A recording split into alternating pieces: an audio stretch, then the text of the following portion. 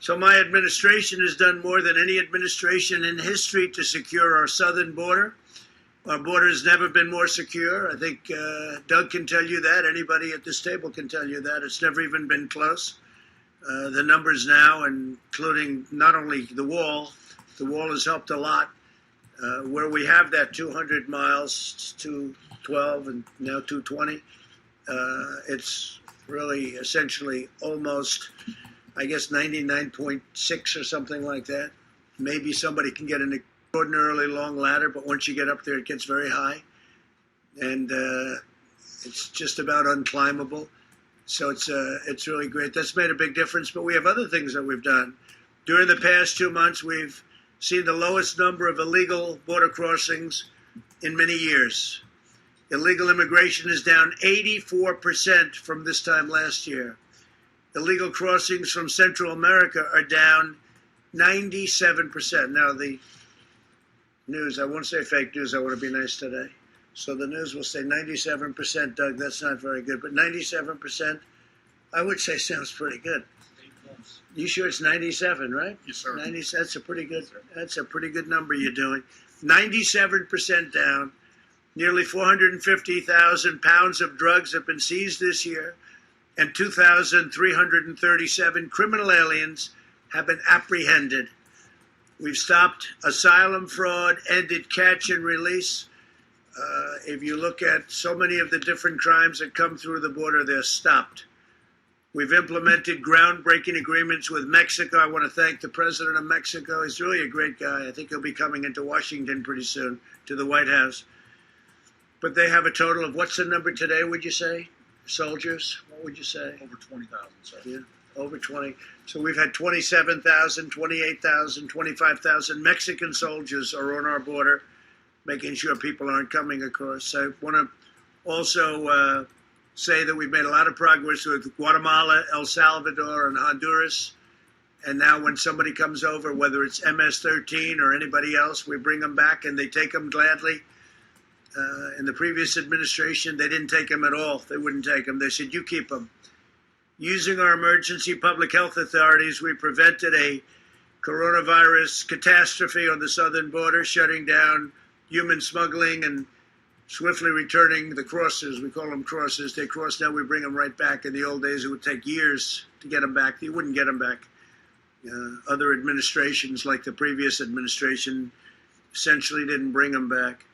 Without these public health measures, the southern border would be a global epicenter of the viral transmission. And if you look at some of the towns on the other side of the wall, as an example, in California, we have a certain area that is heavily infected on the Mexico side.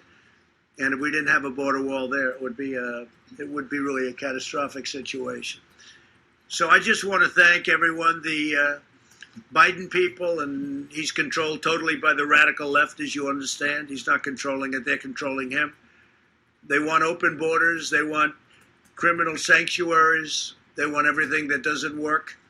I don't even think it works politically, frankly, at this point. People see what happened. You'll take a look at what's happening in Seattle, or take a look. Minnesota's such a great, great state, but you look at Minneapolis and you see what happened there until we sent in the National Guard. We said, you got to do it.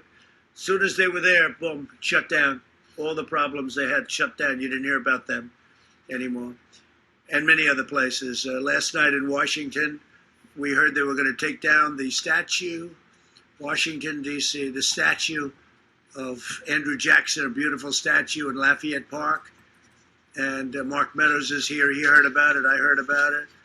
We sent people there, and law enforcement did an incredible job. They ran into that place, and we were minutes away. It was a sneak attack. And now we've enacted an act, a very specific statue and monument act that puts people in jail for 10 years if they do anything to even try to deface one of our monuments or statues. So we have numerous people in prison right now. Others are going there. And we're going to look at that from a standpoint of retroactivity. We can go back and look at some of the damage they've done.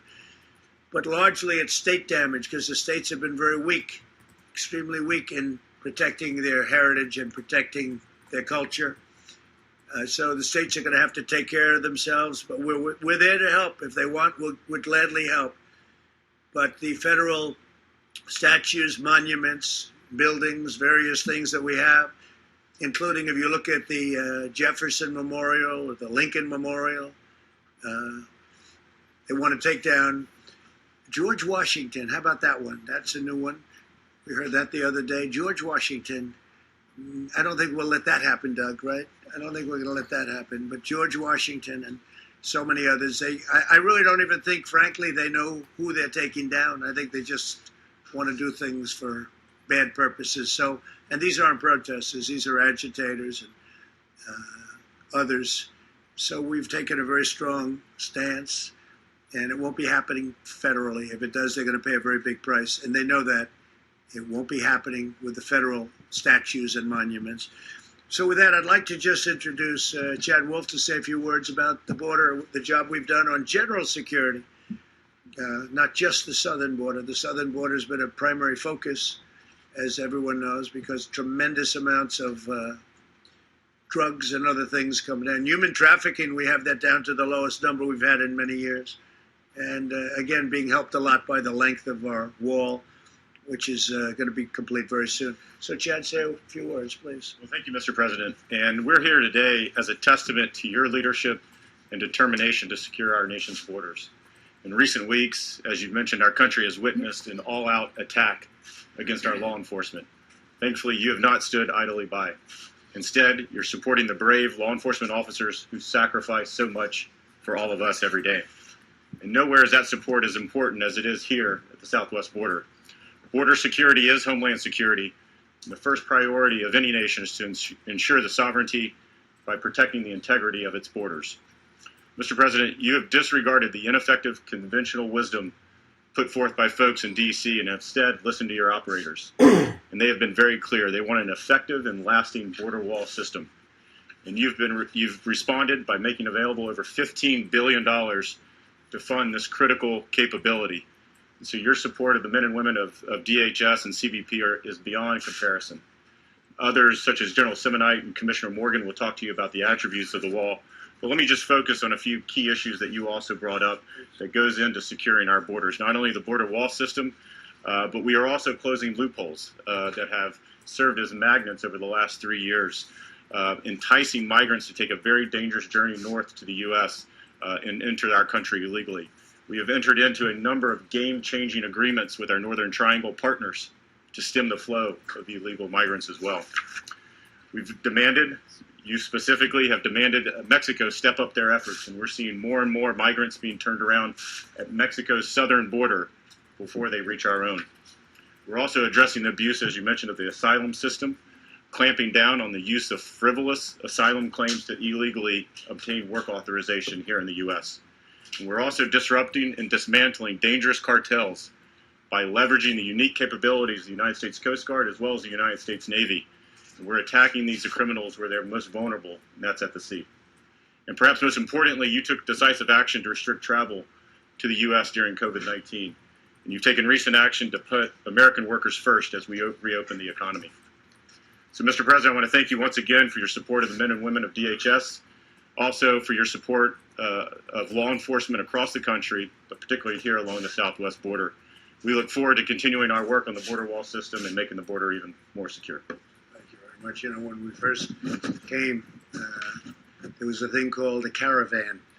And you'd have caravans, you'd have these massive amounts of people coming up, and they'd be coming from sometimes Honduras or Guatemala, El Salvador, other countries. They'd come through those countries sometimes, but thousands and thousands of people. I guess the largest one we saw was maybe 15,000. That's a lot of people. Yeah, very dangerous for those people, too. Things that happened on that journey up were brutal, and it was a long journey. But we don't have that anymore because they know they can't get through.